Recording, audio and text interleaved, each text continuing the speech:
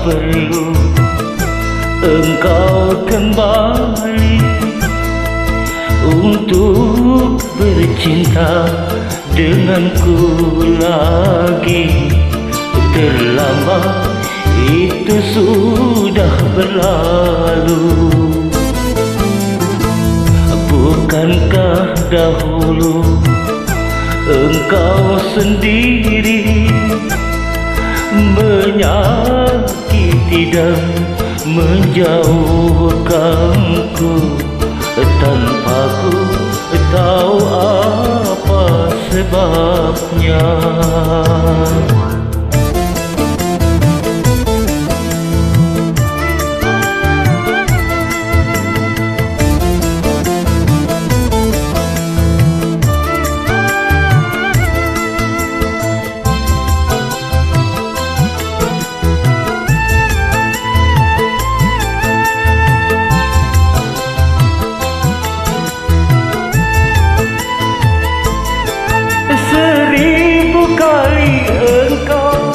Mohon maaf padaku, tak mungkin dulu rasa hatiku dengan ratapmu itu.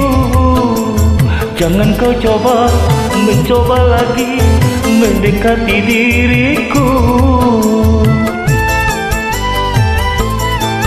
Sakit rasa hatiku tak mungkin terlupakan.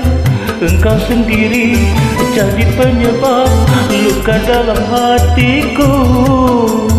Kebencianku pada dirimu karena perbuatanmu. Aku rasa tak perlu engkau kembali untuk bercinta denganku lagi. Terlambat, kini ku sudah benci.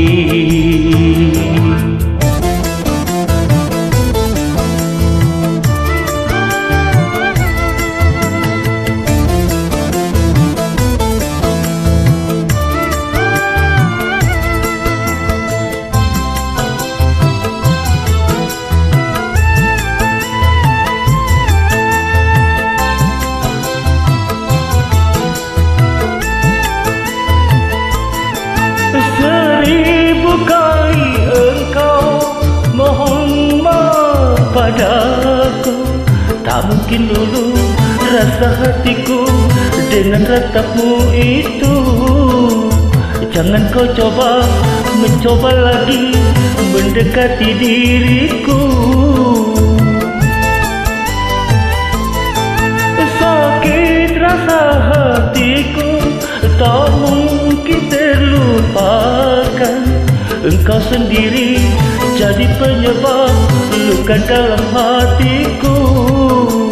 Kebencianku pada dirimu karena perbuatanmu. Aku rasa tak perlu engkau kembali untuk bercinta denganku lagi. Terlambat, kini ku sudah benci.